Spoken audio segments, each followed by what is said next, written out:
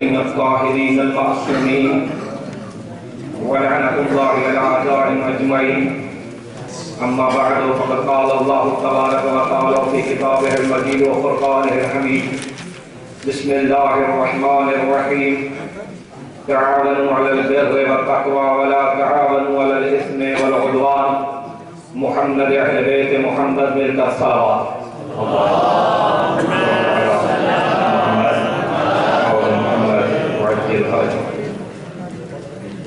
میرے عزیزان محترم، بالخصوص ہمارے قائد ملت جعفریہ علامہ سید ساجد علی نقوی رحمہ اللہ اور آپ تمام علماء کرام کی خدمت میں السلام علیکم ورحمۃ اللہ وبرکاتہ۔ ہم بہت خوش آمدید کہتے ہیں آغا صاحب کو سرزمین مقدس خراسان پر اور طلاب نظام اور علماء کرام کے مسئلے میں چند مطالب آپ حضرات کی خدمت میں بیان کروں گا۔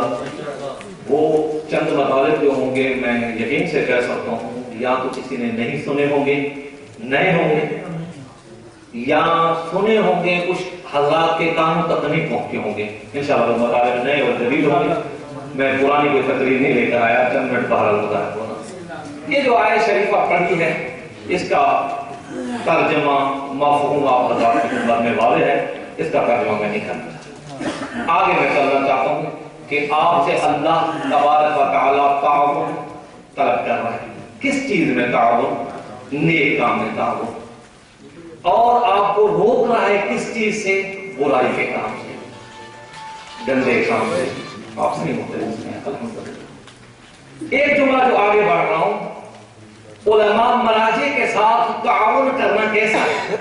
مراجع کے ساتھ، فقہاء کے ساتھ تعاون کرنا کیسا ہے؟ آپ سب کہیں گے نیک۔ اچھا، بہت اچھی بات ہے، قرآن کے مطابق ہی ہے فقہاء کے ساتھ تعاون کرنا۔ یہاں تک یہ بات کوئی جدید نہیں۔ بات جدید یہ ہے کہ ہم جس خطے میں، جس جگہ پر زندگی گزار رہے ہیں وہ ایک نظام ہے۔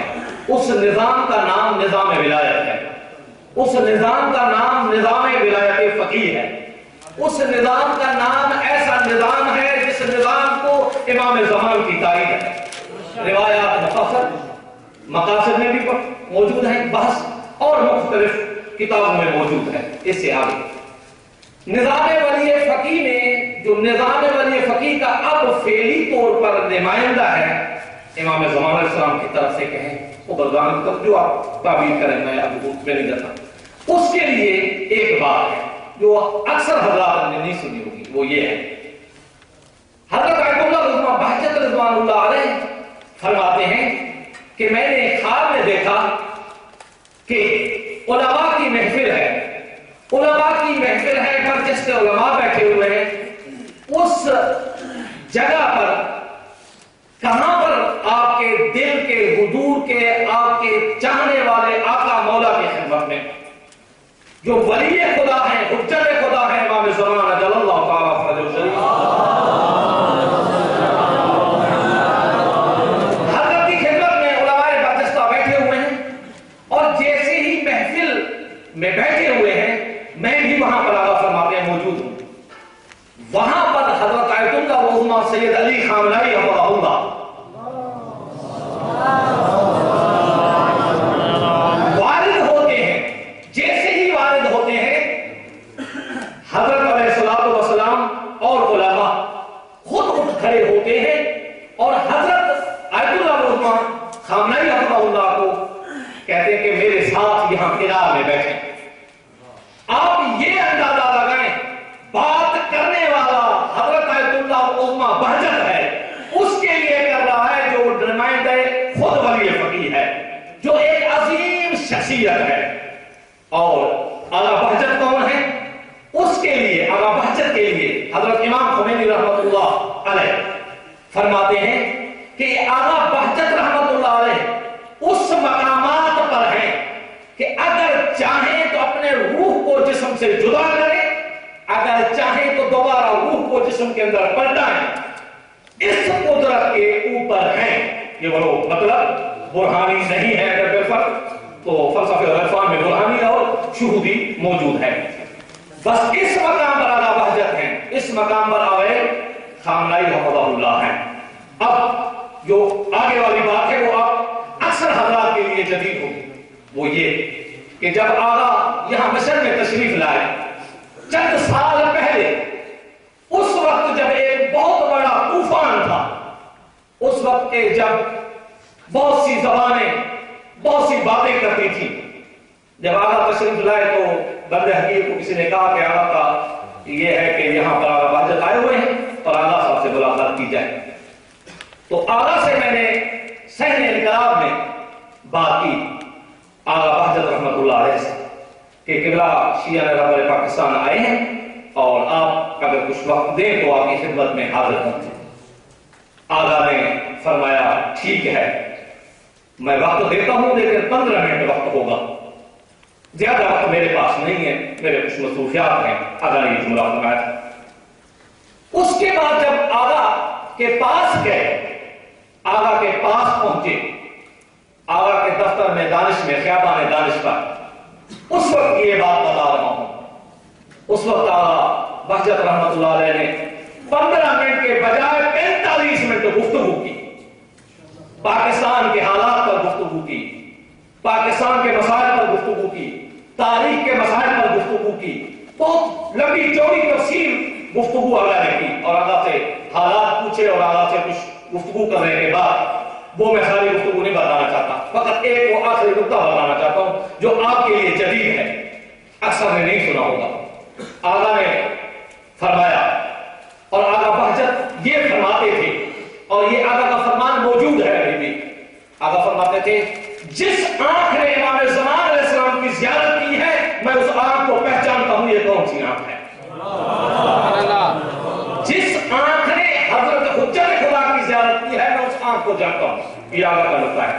اب آغا وہاں پہ ایک نقطہ فرمایا ہے، یعنی 45 منٹ کے بعد اس کے اندر ایک نقطہ ہے آغا کا آخری خاص۔ آغا کو فرماتے ہیں اللہ قائد ملت سے ساجد علی نقوی رحمہ اللہ کو فرماتے ہیں کہ آپ پاکستان میں مشکلات میں گرفتار ہیں اور آپ کے مشکلات کا حل حجت خدا ہے، امام صاحب العصر ہیں، آپ ان سے استغاثہ کریں، آپ ان سے رابطہ رکھیں اور آپ کے رابطے کے ذریعے سے آپ کے سارے مسائل حل ہو جائیں گے۔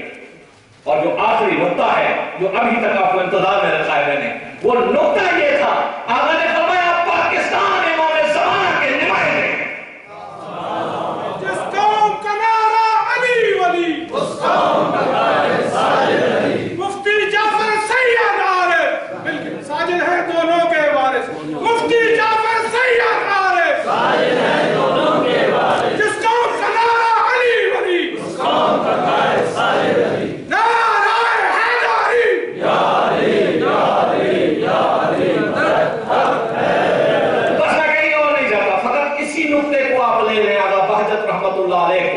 کسی نے مجھے جب یہ بات ایک محفل میں کی تھی اس وقت کسی نے کہا کہ آپ نے کونے میں جا کر آغا بہجت کو یہ کہا ہوگا کہ آغا کے ساتھ یہ مسائل ہیں، آغا کو فلاں نے یہ کہہ رہے ہیں، یہ مسائل ہیں، یہ باتیں ہیں، اس وجہ سے آغا بہجت نے یہ بات کہی ہوگی، وَإِلَّا آغا بہجت کوئی علم غیب تو نہیں رکھتے۔ میں کہتا ہوں نہیں، آغا بہجت وہ ایک عظیم شخصیت ہے کہ جس کے مد مقابل ڈھونڈنا کہ فلان آغا بہجت کی مانند ہے یہ بہت بعید ہے۔ بس آپ خود نتیجہ نکالیں کہ آغا بہجت کا یہ کہنا کہ آپ پاکستان میں حضرت علیہ السلام کے نمائندے ہیں اور امور حزبیہ کے اندر اور امور شریعہ کے اندر آغا کو آغائے اس آیت اللہ العظمہ امام خمینی رحمۃ اللہ علیہ اور آغائے خامنائی حفظہ اللہ کی تائید شامل ہے کہ آپ پاکستان میں امور حزبیہ میں اور امور سیاسیہ میں آپ میرے نمائندے ہیں اور آپ جا کر کام کریں۔ جب ان کی تائیدات ایسی ہوں تو ہمارا بھی وظیفہ بنتا ہے کہ ہم سیاسی امور میں ان کے شانے بشانے چل کر ان کا ساتھ دے کر ان سے آگے بھی تجاوز نہ کریں، ان کا ساتھ دیتے ہوئے اور اپنے کاروان کو چلاتے رہیں، اور یہ ہمارا ممکن ہے اور حتمی ہے میرے نزدیک شرعی وظیفہ بنتا ہو کہ ہم آغا کا ہی ساتھ دیں، فرد واحد کا ही साथ दें और फर्ज वाहिद को आगे ले आए, लेकिन बाकी जमातें का होना कोई मुनाफी नहीं है। मैं इसके ऊपर गुफ्तगू नहीं करता, फकत ये कहना चाहता हूँ शरई तौर पर सियासी उमूर में मुदाखलत करने का इख्तियार आगा को है और इनको ताईद आगा खामराई रहमतुल्लाह की, इमाम खुमैनी रहमतुल्लाह अलैह की और आगा बहजत का ये कहना मैं समझता हूँ हुज्जत तमाम हो जाता है। एक ऐसी शख्सियत, एक ऐसा फर्द ये बात कह दे, उसके बाद मुखालफत करना मेरे नजदीक मेरे लिए जायज नहीं है कि मैं आगा की इन सियासी उमूर और इन मसाइल में जाकर मुखालफत करूं और मैं दिफा न करूं और मैं काम न करूं।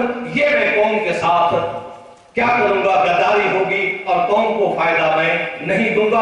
और मैं आप बिरादरान से छोटा भाई के हैसियत से तकाजा कर रहा हूं कि पाकिस्तान में मुत्तहिद होकर, एक होकर साथ दे हजरत आगा का, ताकि आगा आपके कारवान को जैसे आगे लेकर जा रहे हैं अपनी फाजियात को खुद ही बताएंगे। वस्सलामु अलैकुम वरहमतुल्लाहि वबरकातुहू। सैयद साजिद कदम बढ़ाओ, हम तुम्हारे